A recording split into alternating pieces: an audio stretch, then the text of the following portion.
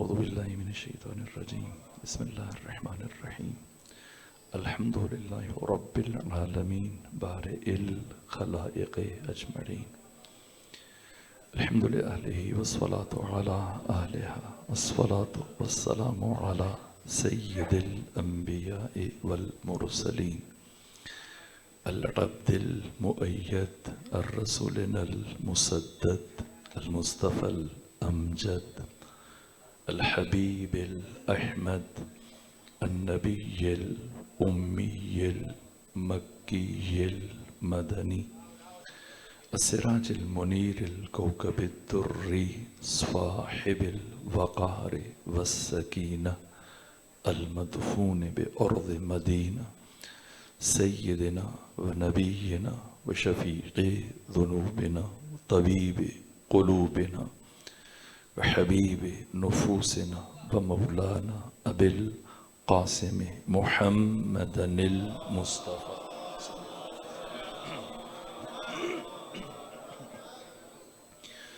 وأهل بيته الأطيبين الأطهرين الأنجبين المعصومين المظلومين ولعنة الله على أعدائهم ومنكري فضائلهم وغاصبي حقوقهم من جوم عداوتهم إلى الآن ومن الآن إلى قيام يوم الدين أما بعد فقد قال حق سبحانه وتعالى في القرآن بسم الله الرحمن الرحيم إنا أعطيناك الكوثر فصل لربك وانحر إن شانئك هو الأبتر صلوات بھیجیے خاندان فاطمہ.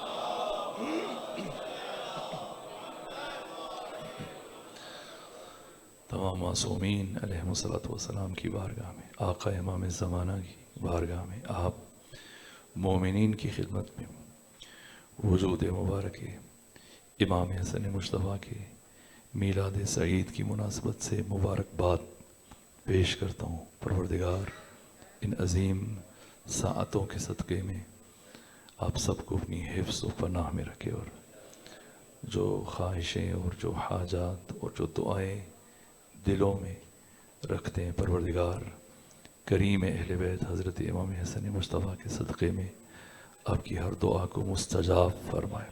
صلوات بھیجیے خاندان فاطمہ پر.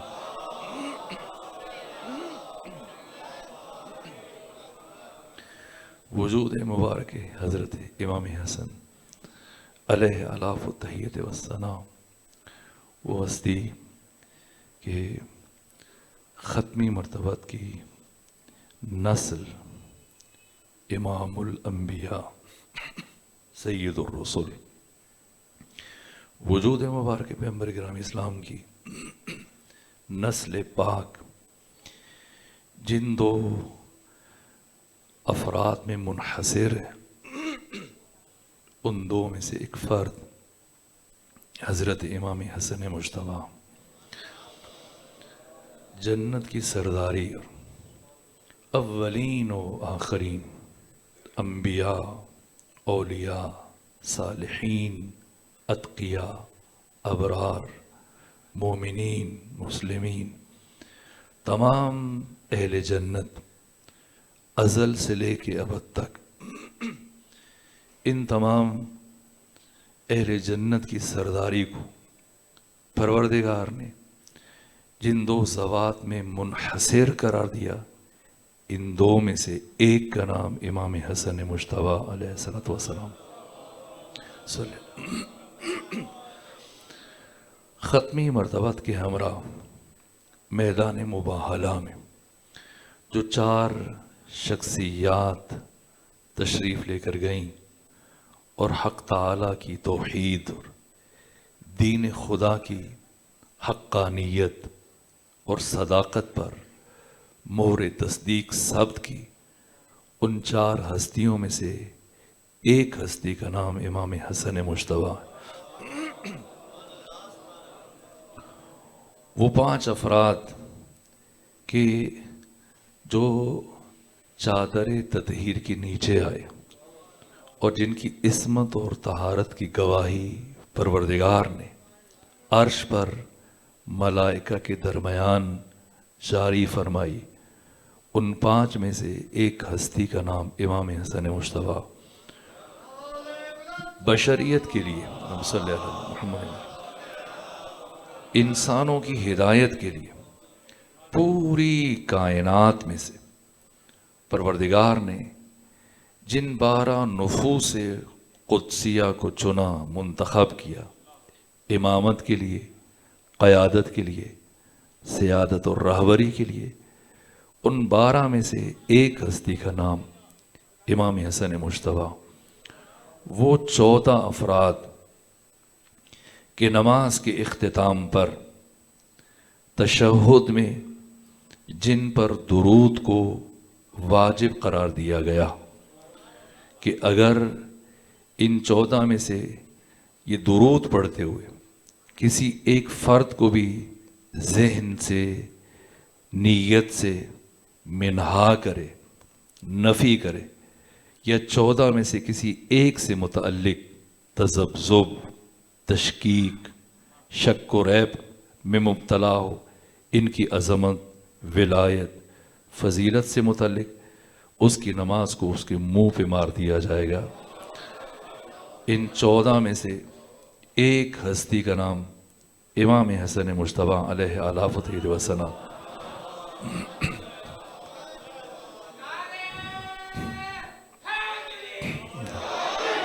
کائنات کے مکار ترین فرد، شاطر ترین فرد، عیار ترین فرد، دشمن بشریت اور دشمن انسانیت کے مقابلے کے لیے حق تعالی نے جس حجت کا انتخاب کیا، اس حجت خدا کا نام امام حسن مجتبیٰ۔ تاریخ انسانی کی وہ پاکیزہ ترین ہستی، وہ نجیب ترین اور پاک ترین فرد، وہ نفس قدسیہ جس کے نور کے ظہور کے لیے پروردگار نے جائے نماز فاطمہ زہرا کو منتخب کیا۔ 2 نمازوں کے درمیانی وقت کو منتخب کیا، ماہ مبارک رمضان کے نقطہ وسط کو منتخب کیا۔ اس دشمن کے مقابلے میں یہ عجیب بات ہے، ایک طرف جس فرد کے ساتھ مقابلے کے لیے بھیجا گیا اس کی ولادت انسان دیکھے تو خود صاحب تفسیر کشاف جار اللہ زمخشری، متوفہ 538 ہجری، انہوں نے اپنی معروف کتاب ربیع الابرار کی 2 جلد میں دشمن امام حسن مجتبیٰ سے متعلق یہ جملے لکھے، انصاف الاشراف میں اور معتبر کتب میں، کہ اس کی پیدائش پر 4 افراد مدعی تھے، ہر ایک اصرار کر رہا تھا کہ یہ میرا بیٹا ہے۔ اس کے مقابلے میں حق تعالی نے جس ہستی کو روئے زمین پر اتارا، حسن مجتبیٰ، یہاں تک کہ مخالفت رکھنے والے افراد نے بھی یوں تائید کی جب کسی نے ام المومنین عائشہ سے پوچھا، یا ام المومنین صفینی بنت محمد، اے ام المومنین عائشہ ہمیں بنت مصطفیٰ سے متعلق کچھ بتائیں۔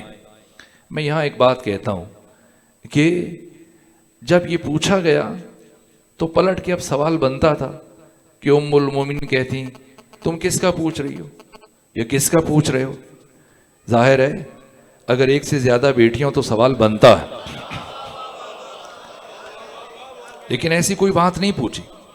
جیسے ہی سوال کیا گیا بلا فاصلہ خوبصورت جواب دیا۔ کیا خوبصورت جواب دیا! سمندر کو کوزے میں سمو دینا اسی کو کہتے ہیں۔ ما اقولو فی حقہا، میں اس فاطمہ زہرا سے متعلق کیا کہہ سکتی ہوں کہ صلت ظہر، جس بی بی نے ظہر کی نماز پڑھی، ثم ولدت الحسن، پھر حسن مجتبیٰ کی ولادت ہوئی، ثم صلت العصر، کچھ لمحوں کے بعد یہی بی بی کھڑے ہو کر عصر کی نماز ادا کر رہی تھی۔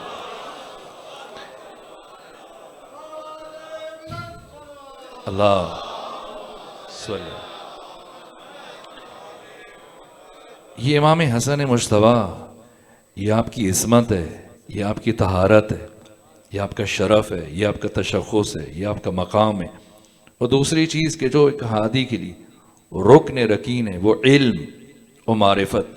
ظاہر کہ وقت تیزی سے گزر رہا ہے، میں تفصیلی روایات آپ کی خدمت میں عرض نہیں کر سکتا، اجمالی طور پر بس اشارہ دے کے آگے بڑھوں۔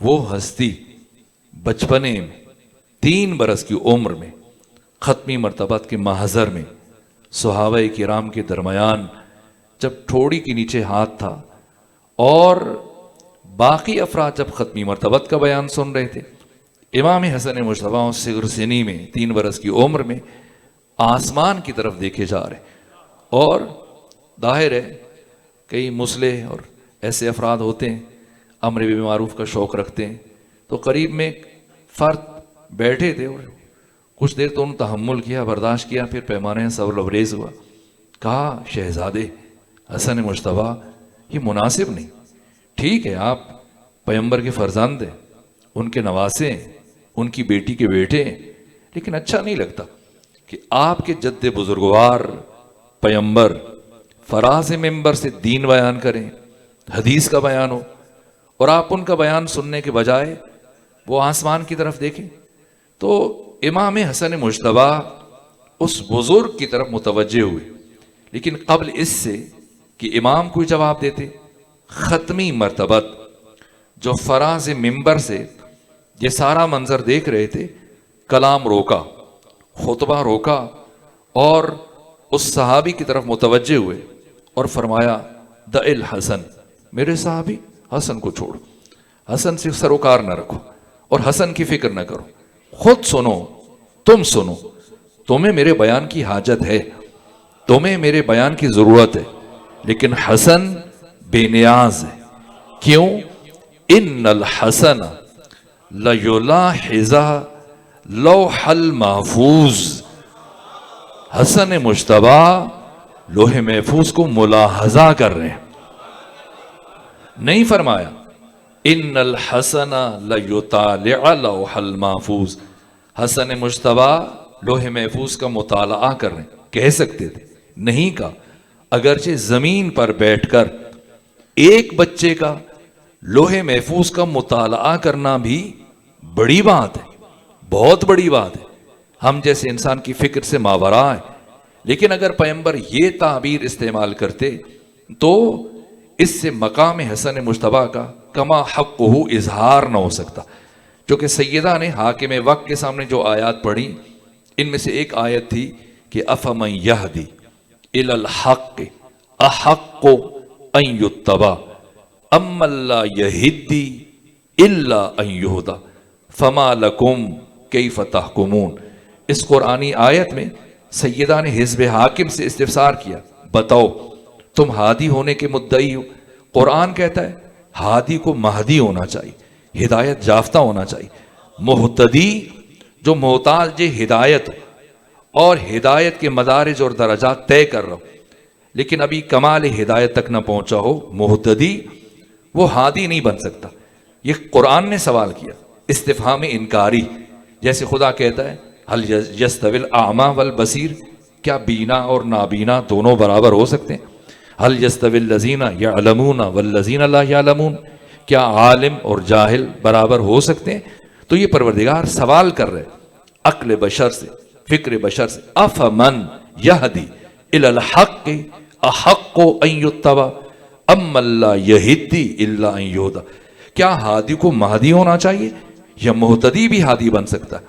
تو مہدی جو کمال ہدایت کی منزل پر کوئی ایک پہلو بھی تشنا نہیں ہے کہ جس تک اس کی رسائی نہ ہوئی ہو، اور مہتدی جو ہدایت کے مدارج درجات طے کر رہے لیکن اس بام عروج تک نہیں پہنچا، تو اگر ختمی مرتبت یہ تعبیر استعمال کرتے کہ ان الحسن لیطالع لوح المحفوظ، تو امام حسن مجتبی کا مہتدی ہونا ثابت ہو جاتا کہ مطالعہ کر رہے. مطالعہ کیوں کرتا ہے انسان؟ ایک کتاب جو اب 20 دفعہ آپ نے اچھے سے پڑھ کے سمجھ لی اور اب پوری طرح آپ سے حل ہے، کیا آپ اس کتاب کو پڑھیں گے؟ نہیں. انسان کتاب کب پڑھتا ہے، مطالعہ کب کرتا ہے؟ جب معلومات کا حصول مقصود، جب جہالت کو برطرف کرنا مقصود، جب اس کتاب کے تمام مندرجات اسے حاصل ہو جائیں اور اس کے دل و دماغ اور اس کے وجدان اور اس کے قلب و روح کا حصہ بن جائیں، اب یہ مطالعہ نہیں کرے گا. اب اگر سب کچھ جانے کے باوجود کتاب اٹھائے اور پڑھے، یہ ملاحظہ کہلایا جاتا. ملاحظہ کیا مطلب؟ یعنی اس موضوع سے متعلق جو علم میرے دل و دماغ میں محفوظ ہے اور جو باتیں اس کتاب میں لکھی ہوئی ہیں، ان میں اختلاف ہے، افتراق ہے، دوئیت ہے، اثنینیت ہے، غیریت ہے یا وحدت ہے. یہ ملاحظہ مطالعہ حصول علم کے لیے ہوتا ہے، جہالت کو برطرف کرنے کے لیے ہوتا ہے، اور ملاحظہ تصدیق اور تائید کے لیے ہوتا ہے. یہ تعبیر ختمی مرتبت کی امام حسن مجتبی اس صغر سنی میں 3 سال کے سن میں کہ پیغمبر فرمائے حسن لوح محفوظ کا ملاحظہ کرنے. کیا مطلب؟ یعنی حسن وہ مجھ سے نہیں سیکھ رہے، نہ ماں سے سیکھا، نہ باپ سے سیکھا، نہ مجھ سے سیکھا، نہ یہ 14، یہ بات اہم ہے جو میں تکرار کرتا ہوں، یہ 14 ایک دوسرے کے لیے اگر مجرع فیض ہیں، واسطہ فیض ہیں، وسیلہ فیض ہیں، تو ہرگز ان 14 کسی ایک فرد نے ان 14 میں سے اس عالم ناسوت میں دوسرے سے ایک لفظ نہیں سیکھا. اگر یہ مجرع فیض بنے عالم لاہوت میں، عالم اسماء و صفات میں، یا تو براہ راست خدا سے سیکھا یا ایک دوسرے کے لیے وسیلہ فیض بنے. اس عالم میں جب اللہ نے ان 14 کے انوار کو اس عالم ناسوت میں ظاہر فرمایا، تمام تر فضائل، تمام تر کمالات کی حد انتہا کو ان 14 کی لافانی حیات کا نقطہ آغاز بنا کر بھیجا ہے. اس لیے جب آپ کی ولادت کے موقع پر ختمی مرتبت نے امام حسن مجتبی کو اپنے ہاتھوں پر اٹھایا، اگر ختمی مرتبت کی زبان سے مبالغہ جاری ہو جائے، مبالغہ یعنی کسی بات کو بڑھا چڑھا کے 100 کا 1000 کر دیں، 1000 کو لاکھ کہہ دینا، یہ مبالغہ ہے. ہم مبالغہ کریں، کوئی جھوٹا بھی نہیں کہتا. آپ کہیں بھئی ہزاروں لوگ، سینکڑوں میں ہو، لیکن کوئی آپ کو جھٹلائے گا نہیں، ٹھیک ہے کوئی بات نہیں. لیکن جب باب عصمت میں چلے جائیں تو مبالغہ خلاف عصمت ہے. اگر نبی یا رسول یا امام مبالغہ کرے وہ معصوم نہیں رہے گا. اب سنیں ختمی مرتبت نے جب پہلی مرتبہ امام حسن مجتبی کو اپنے ہاتھوں پر اٹھایا تو کیا جملہ فرمایا؟ لو کان العقل شخصا لکان حسن ابن علی. اگر عقل انسانی شکل میں ہوتی تو حسن ابن علی کی صورت میں ہوتی. حسن مجسم عقل، حسن مجتبی مجسم علم. علم الہیہ کو اگر مجسم کیا جائے، اگر عقل کو انسانی پیکر میں ڈھالا جائے تو حسن مجتبی. پھر فرمایا لو کان الحسن شخصا لکان حسن ابن علی. اگر حسن مجسم ہو جائے تو میرا بیٹا حسن مجتبی ہوگا. مجسم علم، مجسم عقل، مجسم حسن. اور ختمی مرتبت نے جب یہ جملہ فرمایا، آپ نے تو ہنستے ہوئے صلوات کی آواز میں مسکراتے چہرے کے ساتھ اپنے دل و دماغ میں محفوظ کیا. لیکن چشم تخیل کو لے چلیں آج سے 1400 سال پہلے، جب ختمی مرتبت کی زبان اطہر سے یہ جملے جاری ہوئے ہوں گے تو ممکن تھا کہ بہت سارے افراد پر برق بن کے گرے ہوں. اسی لیے ایک مرتبہ لوگوں کے چہروں کے تاثرات بدل گئے، چہمے گوئیاں شروع ہوئی، ایک دوسرے کی جانب دیکھنے لگ گئے. یہ پیغمبر نے اتنی بڑی بات کہہ دی. شاید فرط جذبات میں بہہ گئے، لیکن جرأت نہیں ہے کوئی نفی کرے، تکذیب کرے، کوئی ختمی مرتبت پر ہذیان کا الزام لگائے. نہ، ابھی وہ مرحلہ نہیں آیا. ابھی وہ ختمی مرتبت کی بیماری کی ایام نہیں، ابھی تو ختمی مرتبت مسجد نبوی کے ممبر پر تشریف فرما، اس لیے سن لیا۔ البتہ 6 میں گویاں ہوتی رہیں اور گھروں میں گئے یہی بات ہو رہی، مسلسل گفتگو ہو رہی ہے، یہاں تک کہ اب پورے مدینہ میں خواتین میں، بڑوں میں، بوڑھوں میں یہ بات چل رہی ہے کہ پیغمبر اسلام نے فرط جذبات میں اپنے نواسے سے متعلق یہ الفاظ استعمال کی، یہاں تک کہ اب دوسرے دن ختمی مرتبت آئے، پہلی مرتبہ حیات نبوی میں ہر روز امام حسن آتے تو سامنے بیٹھ جاتے تھے، لیکن آج اس پچھلے دن گزرنے کے بعد جب ختمی مرتبہ تشریف لائے، امام حسن مجتبیٰ کو ہمراہ لائے، لیکن نیچے نہیں بٹھایا، گود میں بٹھا لیا۔ یہ عجیب بات ہے۔ اب پچھلے دن والی بات ویسے تو کوئی بھول جاتا، لیکن جب امام حسن کے چہرے پر نگاہ پڑ رہی ہے، اب مسلسل ہوئی کل والی بات ذہن میں گھوم رہی ہو برابر، اب یہ سب بھائی کل کیا کیا، اتنی بڑی بات کہہ دی، اور آج بچے کو اٹھا کے ممبر ختمی مرتبت کارے منصبی سر انجام دینے کے لیے، رسالت کی تبلیغ کے لیے، مگر ممبر پہ بچوں کو لے کے جایا جاتا ہے، لیکن نہ، بٹھایا گود میں اور گفتگو شروع کر دی۔ اور اسی گفتگو کے اثناء میں ایک بزرگوار مسجد نبوی میں داخل ہوئے، اور جیسے ہی وہ تشریف لائے تو ختمی مرتبہ اٹھ کر استقبال میں کھڑے ہوئے، مصافحہ کیا، معانقہ کیا، استفسار کیا، فرمائیے کیسے آنا ہوا؟ تو عرض کیا یا رسول اللہ میں حسب سابق استفادے کے لیے حاضر ہوا، کچھ سوالات تھے ان کے جوابات مطلوب ہیں اس لیے آیا۔ تو پیغمبر نے کیا فرمایا؟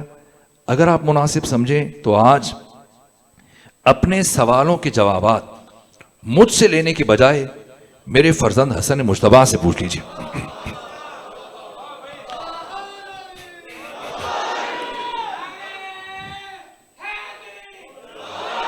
آنے والے بزرگوار نے عرض کیا یا رسول اللہ مجھے کوئی دقت نہیں، جیسے آپ کا امر ہو۔ بچے کو لیا اور مسجد نبوی کے ایک گوشے میں خلوت میں چلے گئے۔ وہ بزرگوار دو زانو ہو کے بیٹھے، سامنے امام حسن مجتبیٰ ہیں، اب سوال پوچھ رہے ہیں، ادھر سے امام حسن مجتبیٰ جواب دے رہے ہیں، وقت گزر رہے، اور دوسری جانب ختمی مرتبت نے تمام تر کیفیات کو نظر انداز کرتے ہوئے جہاں بات چھوڑی وہیں سے بات شروع کر دی، وہ خطبہ دے رہے ہیں، گفتگو کر رہے ہیں، لیکن اب باتیں کانوں سے ٹکرا رہی، دھیان کسی اور طرف ہے، توجہ کسی اور طرف ہے، کل کیا کیا، آج کیا کیا، گود میں بٹھا لیا، پھر آنے والا اتنا معتبر محترم اٹھ کر استقبال کیا، اور ایک 3 برس کے بچے کے سپرد کر دیا۔ بھلا اب وہ کیا کیا سوال پوچھ رہے ہوں گے، یہ بچہ کیا جواب دے رہا ہوگا، پتہ نہیں جواب دے پا رہا ہوگا یا نہیں، یہ کج مج کی کیفیت، تذبذب کی کیفیت، تشکیک کیفیت، وقت گزرا، یہاں تک کہ ختمی مرتبت کا درس گفتگو اختتام پذیر ہوئی، اور وہ بزرگوار جو امام حسن مجتبیٰ کو اٹھا کر لے گئے تھے وہ واپس آئے، امام حسن مجتبیٰ کو ختمی مرتبت کی گود میں دیا، شکریہ ادا کر کے پلٹنے لگے، جانے لگے، تو ختمی مرتبت نے اتمام حجت کے طور پر استفسار کیا، تسلی ہوئی، کچھ تشفی ہوئی، اطمینان ہوا، سوالوں کے جواب ملے، کیا عرض کیا؟ واللہ یا رسول اللہ آپ کے انداز میں اور آپ کے فرزند حسن مجتبیٰ کے انداز میں ذرہ برابر فرق محسوس نہیں کیا۔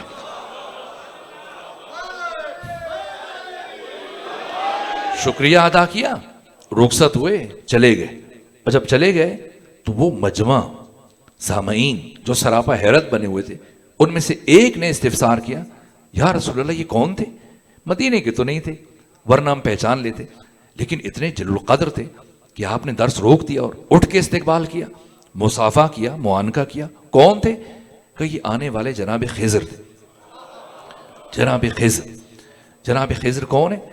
کہ 1,24,000 انبیاء میں سے صرف 313 رسول ہیں، باقی سب نبی۔ 313 رسولوں میں سے صرف 5 اولی العزم رسول ہیں، صاحب کتاب، صاحب شریعت۔ ان 5 میں سے ایک صاحب کتاب، صاحب شریعت، نبی، رسول موسیٰ کلیم۔ جناب موسیٰ کلیم کو جب اللہ نے نبوت دی، رسالت دی، تورات دی، شریعت دی، معجزات عطا کیے، مزید خواہش کی، پروردگار تو مجھے مزید علم عطا فرما۔ فرمایا مزید علم چاہیے، دریا کے کنارے چلے جائیے۔ جناب موسیٰ پہنچے اور پروردگار نے رہنمائی کی کہ وہاں پر ایک بزرگ ہوں گے، آپ ان کی شاگردی اختیار کر لیجیے۔ اور جناب موسیٰ کلیم پہنچے، ایک بزرگ کھڑے تھے، اور جیسے ہی پہنچے اور اپنا تعارف کرایا کہ میں نبی خدا ہوں اور مجھے موسیٰ کہتے ہیں اور آپ سے استفادے کے لیے بھیجا گیا۔ کہا مجھے علم ہے، مجھے بتا کے دیا گیا تھا، اب بتائیں آپ کیا سوالات ہیں۔ اب وہ ساری باتیں آپ کے ذہن، وقت چونکہ تیزی سے گزر رہا ہے، میں اس واقعے کو چھوڑتے ہوئے نتیجے کی طرف، جو ہوا بیٹھے، کیا کیا پوچھا، کیا کیا بات ہوئی، لیکن بالآخر جناب خضر نے یہ شرط رکھی تھی کہ میں ایک شرط پہ آپ کو اپنا شاگرد بناؤں گا کہ آپ، یہ قرآن ہے، کوئی حدیث نہیں کہ کوئی کہے کہ بھائی یہ غیر معتبر بات یا کوئی کہانی ہے، نہیں۔ 15ویں پارے کا آخری حصہ، 16ویں پارے کا شروع، یہ پوری داستان کو پروردگار نے قرآن میں بیان کیا، یہاں تک کہ وہ سوالات پوچھے، تفصیل موجود ہے، ایک ایک سوال کو پروردگار نے ذکر کیا، جوابات کو ذکر کیا۔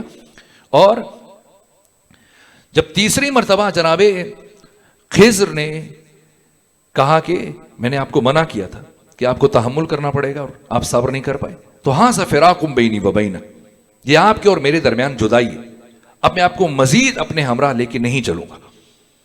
تو جناب موسیٰ نے بھی اظہار کیا، کہا میں اعتراف کرتا ہوں کہ میں آپ کے ہمراہ چلنے کی صلاحیت نہیں رکھتا، بس مجھے میرے سوالوں کا جواب دیجئے تو میں آپ کی زحمت تمام کر دوں۔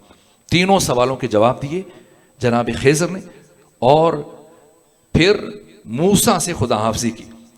موسیٰ نبی، رسول، صاحب شریعت، صاحب کتاب ہونے کے باوجود چند قدم جناب خضر کے ساتھ نہیں چل پائے۔ خضر معلم انبیاء، معلم رسول، یہ خضر جو انبیاء اور رسولوں کے استاد ہیں، قرآن مجید نے بیان کیا، جب خود شاگرد بن کر پیغمبر کی بارگاہ میں آئے تو پیغمبر خود جواب دینے کے بجائے اپنے 3 سال کے فرزند حسن مجتبیٰ کے سپرد کرے۔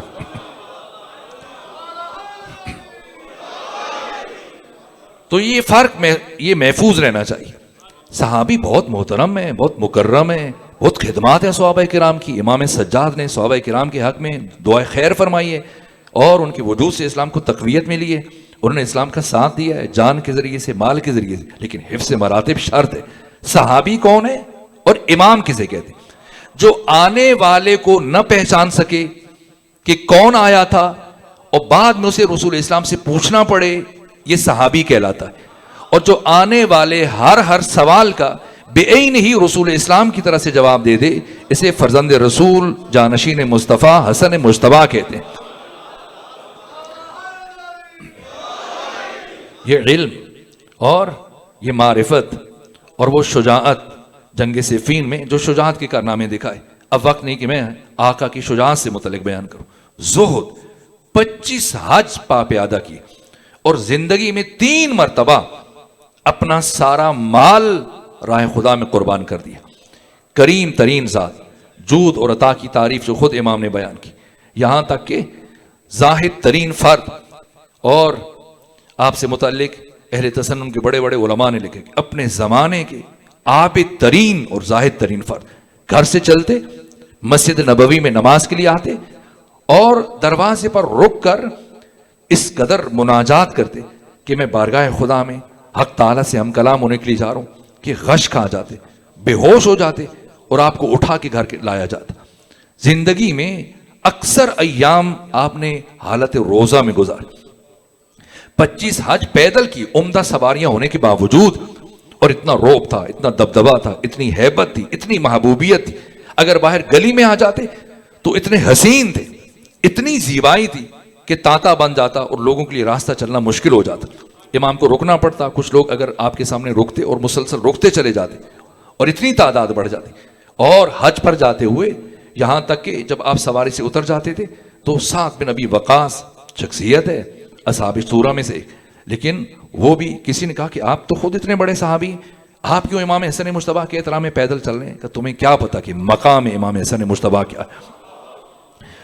یہ مورخین نے لکھا، اہل تسنن کے محدثین نے، سیرت نگاروں نے لکھا کہ ختمی مرتبت کے بعد روئے زمین پر جس ہستی کو سب سے زیادہ عزت اور محبوبیت ملی ہے، یہ فرزند رسول امام حسن مجتبیٰ۔ امام کا زہد، امام کی عبادت، امام کی سخاوت، امام کی یہاں تک کہ جرأت اظہار، آپ کی استقامت، آپ کی جو فیصلے مولا متقیان کی زندگی میں کتنے امور کے فیصلے، میری ذہن میں تھا کچھ باتیں ان کی طرف اشارہ کرنا تھا لیکن وقت ختم ہو رہا ہے. آپ کی شجاعت، آپ کی استقامت، خود مدینہ میں حاکم شام کے ساتھ جو آپ کی گفتگو میں نے یہاں عرض کیا، پھر خود شام میں جا کر حاکم شام کے دربار میں جو آپ کی گفتگو عجیب ہے، جس طرح سے عمرو بن عاص کے ساتھ گفتگو کی ہے، جس طرح سے مروان بن حکم کے ساتھ گفتگو کی ہے، جس طرح سے مغیرہ بن شعبہ کے ساتھ گفتگو کی ہے، جس طرح سے بچپنے میں صخر ابو سفیان کو جس انداز سے للکارا گفتگو کی، یہ تمام تر تواریخ میں یہ ساری باتیں محفوظ ہیں، موجود ہیں. اور چونکہ وقت ختم ہو رہا ہے، وقت دعا ہے، میں امام کی جود اور عطا سے متعلق ساری زندگی اس طرح سے عطا کرتے تھے کہ کوئی دشمن بھی آپ سے محروم نہیں جاتا. یہاں تک کہ ایک مرتبہ ایک شاعر، اس شاعر سے متعلق یہ معروف تھا کہ کسی سے متعلق بھی ہجو لکھ دیتا ہے، مذمتی اشعار لکھ دیتا ہے، اور امام نے 1,00,000 درہم عطا کیے. تو قریب بیٹھے کسی فرد نے کہا حضرت آپ نے ایک ایسے فرد کو جو غیر ذمہ دار اور اوباش سمجھا جاتا ہے اور اس طرح سے کسی سے مذمت میں بھی اشعار لکھ دیتا ہے، اور آپ نے 1,00,000 درہم اٹھا کے دے دیے. تو حضرت نے فرمایا یہ جو تو نے مجھے بتایا، یہ سننے کے بعد تو یقیناً مجھے اپنا مال جو میں نے دیا یہ بہترین مصرف تھا. کہا کہ میں نے تو کہا کہ مناسب فرد نہیں تھا، کسی کی بھی بیٹھے بیٹھے مذمت کر دیتا ہے. امام نے فرمایا کہ اپنی عزت کے تحفظ کے لیے مال کا خرچ کرنا یہ مال کا سب سے بہترین مصرف ہے، اور شر سے بچنا بھی ایک طرح کا خیر ہوتا ہے اور ایک طرح کی نیکی ہوتی ہے. بھلا ایسے بہترین مصرف کیا ہو سکتا ہے؟ جب تم نے بتایا اس کے مطابق تو میں نے بہت بہترین عمل انجام دیا. کیوں؟ بن مانگے عطا کرنے والے.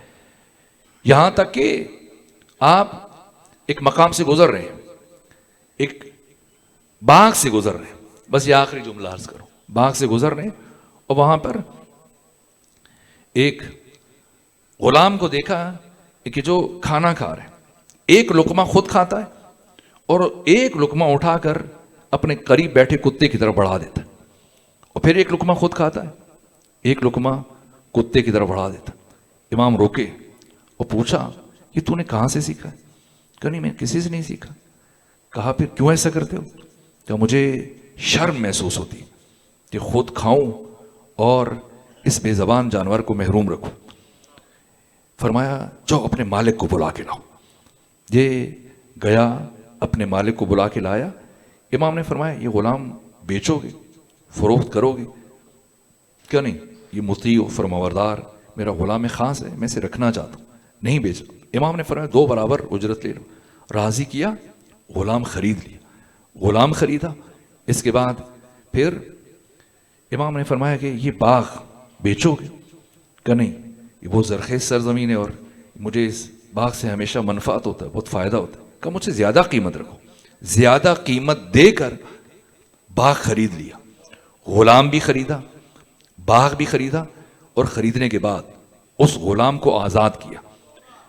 شیخ رازی علی یاسین نے سلو الحسن میں اس واقعے کو تحریر کیا. غلام کو آزاد کیا، اور غلام کو آزاد کرنے کے بعد وہ باغ اسے تحفے میں دیا، اور تحفے میں دینے کے بعد یہ جملہ فرمایا کہ تمہارے اس عمل کی قیمت حسن مجتبیٰ کے نزدیک کم از کم اتنی بنتی ہے. اخلاق خدا کا مظہر. یہ جو رجب کی ابھی ماہ مبارک رمضان ہے، اس سے پہلے ماہ شعبان، اس سے پہلے ماہ رجب، ہر نماز کے بعد جو تاکید ہے مستحب ہے جو دعا پڑھی جائے، یا من یؤتی الکثیر بالقلیل، اے تھوڑے کے بدلے میں زیادہ عطا کرنے والے. یا من یؤتی من سأل، اے اسے عطا کرنے والے جو تم سے سوال کرتا ہے. یا من یؤتی من لم یسأل، اے اسے عطا کرنے والے جو سوال نہیں کرتا. اخلاق الہیہ کا مظہر تام امام حسن مجتبیٰ. ہم اپنی اس روش کو ترک نہیں کرتے، اور پچھلے 3 دن سے جو سلسلہ جاری ہے سوال و جواب کا، تو اب اگر آپ چاہیں تو یہ 10 منٹ میں اس لیے رک گیا کہ امام حسن مجتبیٰ کی سیرت، یہ چیزیں جو میں نے آپ کی خدمت میں عرض کر دیں. اگر کسی دوست کے ذہن میں امام کی سیرت سے متعلق کوئی بھی سوال ہو، کوئی پہلو ہو، میں حاضر خدمت ہوں، وہ پوچھ لیں. تو میں بنو امیہ کا دیکھیے، امام حسن مجتبیٰ نے ایک اہم پہلو ہے، اسے بیان ہونا چاہیے، اور بہت اس سے کم اشرا ہو یا حد اقل ایک خمسہ ہو اور امام حسن مجتبیٰ کی اس سیرت کے اس پہلو کو بیان کیا جائے. صلح الحسن. ان ایام میں راہبر عظیم الشان سید علی خامنہئی کی شہادت ہوئی. ایک فرماتے ہیں کہ میری زندگی کی یہ خواہش تھی کہ میں امام حسن مجتبیٰ کی سیرت پر قلم اٹھاؤں، خصوصاً آپ کی صلح سے متعلق، چونکہ بعض سادہ لو افراد کے اذہان میں غلط فہمیاں ہوتی ہیں اس سے متعلق، کچھ ادب کی وجہ سے اظہار نہیں کرتے. تو کہا کہ میری خواہش تھی اور میں برابر کئی سال تحقیق کرتا رہا اس موضوع پر، لکھتا رہا. اور اس دوران میں جب میں تحقیق کر رہا تھا، میں نے 100-150 صفحات لکھ لیے، تحریر کر لیے. اور پھر تحقیق کے دوران میری نگاہ ایک کتاب پر پڑی. کون سی کتاب؟ شیخ رازی آل یاسین کی کتاب صلح الحسن. کہ میں نے اس کتاب کو شروع سے لے کر آخر تک پڑھا، اور یہ دیکھیں ان کی سچائی اور ان کی صداقت. آقا خامنہئی نے کیا کہا کہ اس کتاب کو پڑھنے کے بعد میں اس نتیجے پر پہنچا کہ میں جتنی محنت کر لوں اور جتنی تحقیق کروں، میں اس سے بہتر تحقیق پیش نہیں کر سکتا. اس لیے میں نے طے کیا کہ عربی سے اس کتاب کا فارسی میں ترجمہ کیا جائے. تو عربی سے جو فارسی زبان میں ترجمہ ہوا اس کتاب کا صلح الحسن کا، یہ سید علی خامنہئی نے کیا. اب اس کتاب کی اہمیت کو خود محسوس کیجیے. یہ کتاب اس سے متعلق صاحب المراجعات علی شرف الدین عاملی کہ لبنان میں جنہوں نے تشیع کو بام عروج تک پہنچایا، اتنی بڑی قوت بنانے میں جو اساس اور بنیاد رکھی، وہ کہتے ہیں کہ قیامت تک اس موضوع پر پھر اس پائے کی کتاب نہیں لکھی جا سکے گی. اور کہا کہ میرا یہ یقین ہے کہ یہ تائید امام کے نتیجے میں ایسی شورا آفاق کتاب.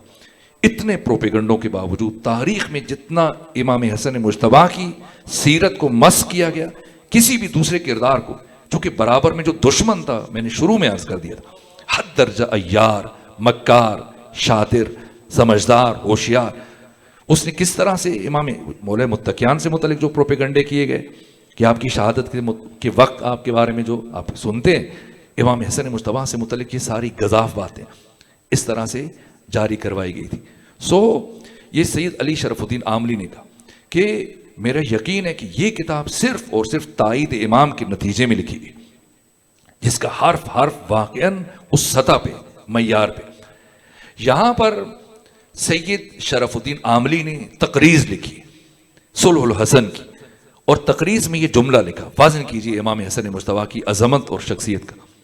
کہا کہ تاریخ انسانی میں اور تاریخ اسلام میں جو عدیم النظیر واقعہ تاریخ بشری کا سب سے بڑا مارکہ، جیسے سب جانتے اور اعتراف کرتے ہیں، کربلا، عاشورہ، کہا لیکن جو حقیقت بین نگاہ ہے اور جو بامعرفت انسان ہے اور جنہوں نے تاریخ کو پڑھا اور سمجھا، وہ جانتے ہیں کہ تاریخ انسانی میں اور تاریخ اسلام میں ایک واقعہ عاشورہ کے ساتھ برابری کی منزل پر، روز عاشور کے ساتھ ہم پلہ یہ روز سابات ہے. روز سابات جس دن امام حسن مجتبیٰ نے صلح کا معاہدہ کیا. کربلا، یہ سید علی خامنہئی کا جملہ ہے، کربلا عاشورہ کا ظاہر حسینی ہے، عاشورہ کا باطن حسنی. عاشورہ جو اس کی ابدیت، عاشورہ کی تمہید لکھنے والے امام حسن مجتبیٰ ہیں. اور آقا خامنہئی نے جو خوبصورت جملہ کہا، ان کا ایک مقالہ اس موضوع، کہا کہ اپنی شہادت سے 1000 گنا زیادہ مشکل کام تھا زندہ رہنا، اور زندہ رہ کر ایک ایک لمحے میں زہر کا گھونٹ پینا اور اپنے زمانے کے سب سے بڑے طاغوت کو آشکار کرنا، عیاں کرنا.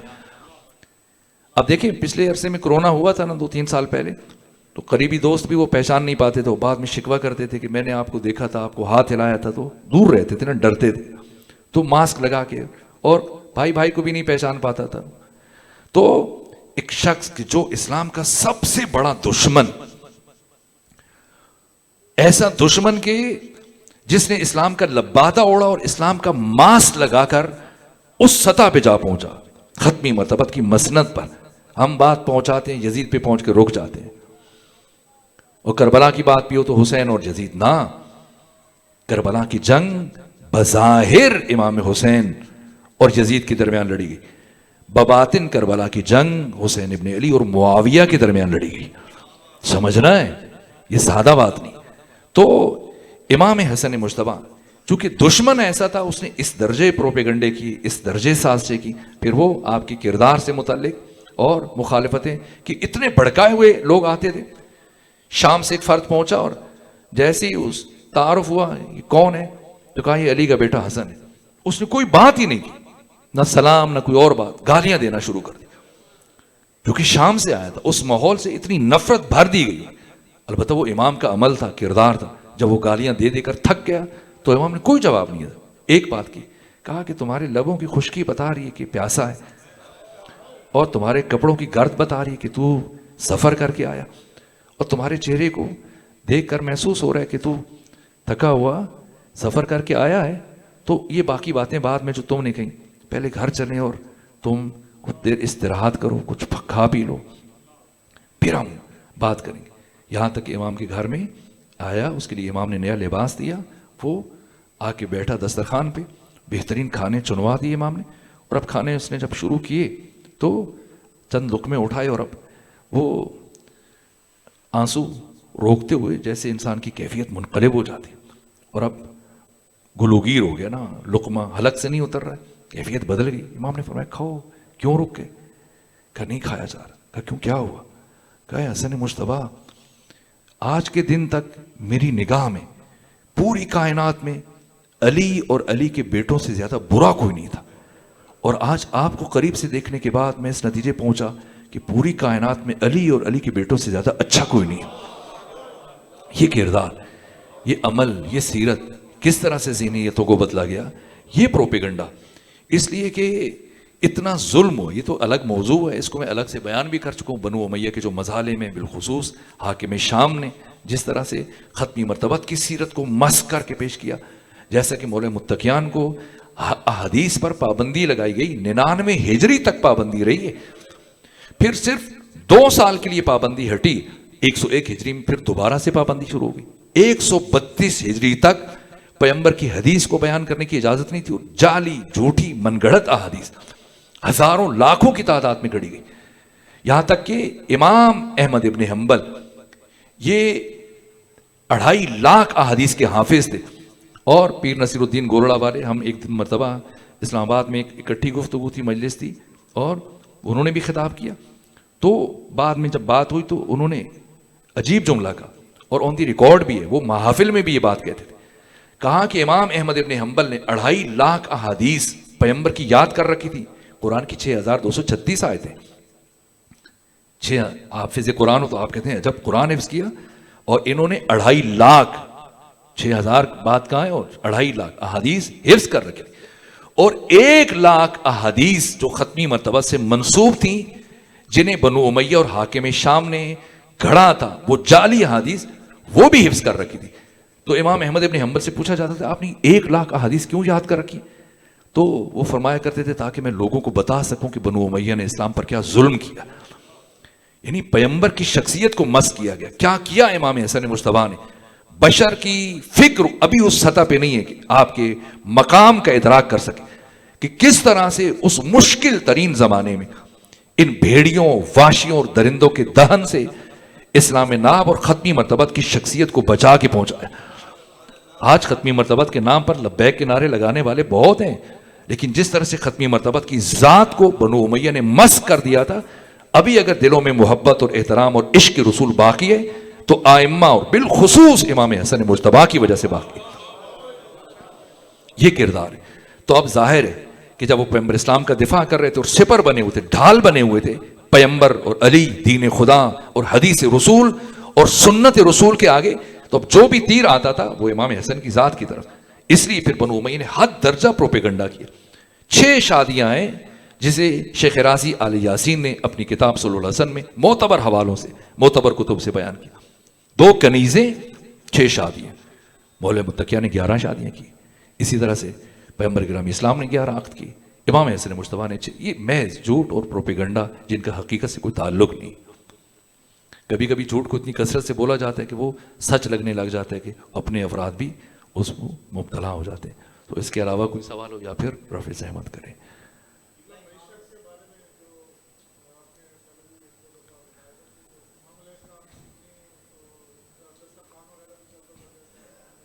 ایک وسیع موضوع، اسے کے لیے آپ کوئی سا اور ایک موقع رکھیں، اس میں پھر ہم ابھی وقت بہت محدود ہے.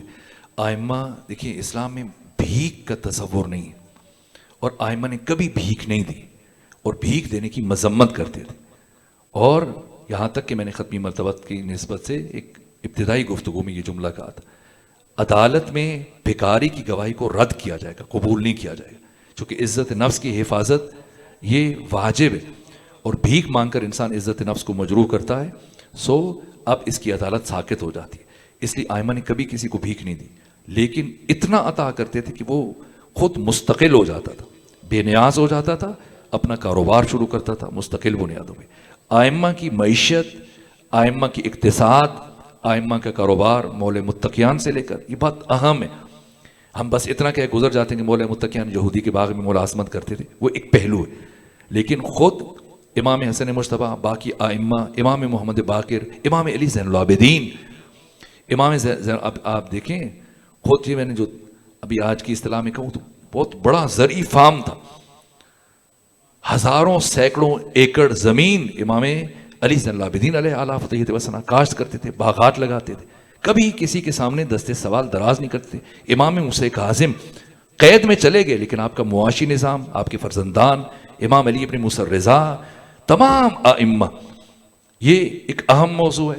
آپ نے اشارہ کیا اور میں نے بھی اشارہ کر دیا، چونکہ وقت محدود ہے، اسی حد تک اکتفا کرتے ہیں کہ ائمہ کا ایک مستقل معاشی.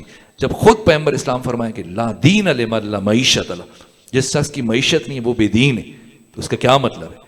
خود امام علی اپنے امام محمد باقر علیہ السلام گرمیوں کے موسم میں ایسی جون کا مہینہ سمجھ لیجیے، اور کندھے پہ بیلچہ رکھا ہوا، اپنے ملازمین اور اپنے جو ان کے افراد تھے، مزارے تھے، ان کے بیچ میں گرمی میں سخت چلچلاتی دھوپ میں پسینہ گر رہا. تو اس نے اعتراض کیا کہ فرزند رسول، آپ تو محمد اور علی کی اولاد میں سے ان کے فرزند ہیں، تو آپ کے لیے وہ زیب نہیں دیتا کہ آپ یوں دنیا کے پیچھے اس طرح سے کندھے پہ بیلچہ رکھ کے دھوپ میں جائیں اور اس وقت کام کریں. فرمایا تم یہ چاہتے ہو کہ میں خود کام نہ کروں اور اپنی ضروریات کے حصول کے لیے تم جیسے لوگوں کے سامنے دستے سوال دراز کروں؟ نہ، جو دوسروں کو عزت اور خودی اور شخصیت کا درس دینے والے، وہ ان کی معیشت اس پہ ہو کہ کوئی ہدیہ دے دے، کوئی تحفہ دے دے، کوئی خمس و زکوٰۃ دے دے، اس پہ چلے. نہ، ہرگز ایسا نہیں. تمام ائمہ کا مستقل ایک نظام معیشت تھا. زمین، کھیتی باڑی، تجارت، یہ تمام امور سید الشہداء امام حسن مجتبیٰ تمام ائمہ اسی حد پر اکتفا کرتے ہیں. اور کوئی سوال نہ ہو تو پھر دعا کر دیتے ہیں.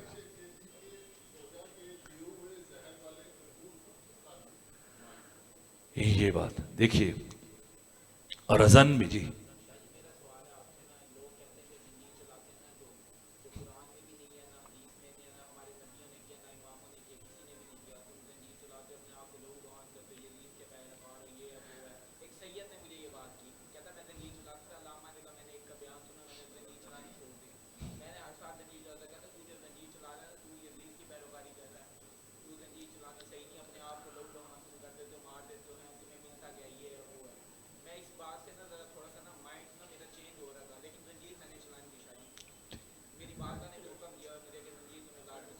سلامت رہیں، پروردگار سلامت رکھے آپ کو.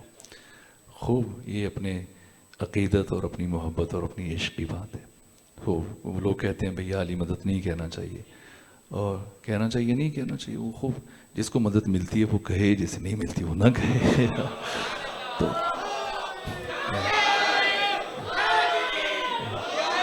یہ تو کوئی ایسی بات ہی نہیں ہے کہ کوئی مفہوم ہو بھئی کہنا چاہیے نہیں کہنا چاہیے. یہ محض کوئی کھوکھلے عقیدے نہیں. ہم دیکھ لیں کہ اس کا ہماری عملی زندگی پہ کیا اثر ہے.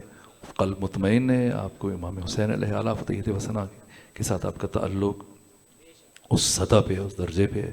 خوب بے خطر کود پڑا آتش نمرود میں عشق، عقل ہے محو تماشا لب بام کھڑی. سو خوب آپ کا سوال بھی کہ امام حسن مجتبیٰ رضن بقضائہ و تسلیم الامر، یہ تمام پھر آئمہ سے متعلق، چونکہ امام حسین علیہ السلام اور مولى متقیان کے علاوہ باقی تمام آئمہ کی شہادت زہر سے ہوئی ہے، تو حق تعالیٰ کی مشیت، ان کے علم میں آ جانا خود یہ نفی نہیں ہے، اب وہ خدا کی مشیت ہے اور یہ خدا کی مشیت کے آگے سر تسلیم ہے۔ اس کو جو عامیانہ انداز میں کہا جاتا ہے کہ یہ خودکشی کے زمرے میں، یہ تھوڑی سی علمی بحث ہے، اسی پر اکتفا کرتے ہیں۔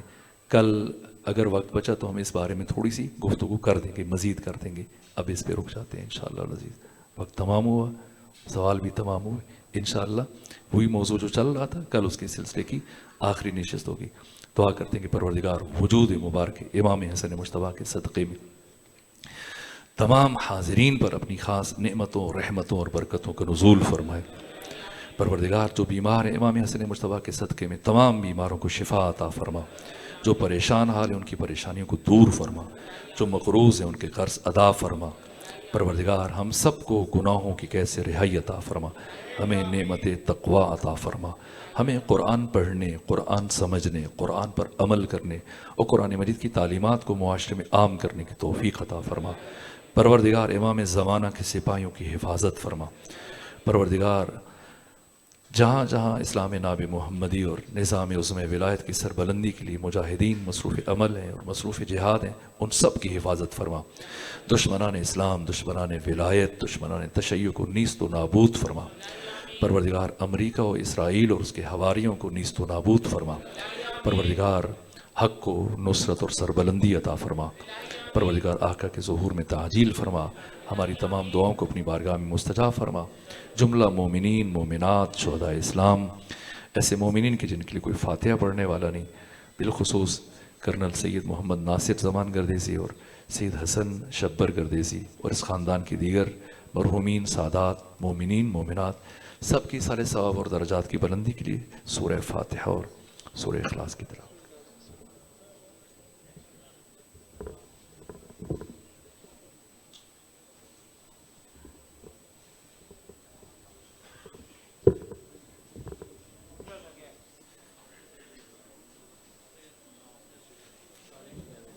جی بسم اللہ۔ السلام علیکہ یا نبی اللہ، السلام علیکہ یا رسول اللہ، السلام علیکہ یا حبیب اللہ،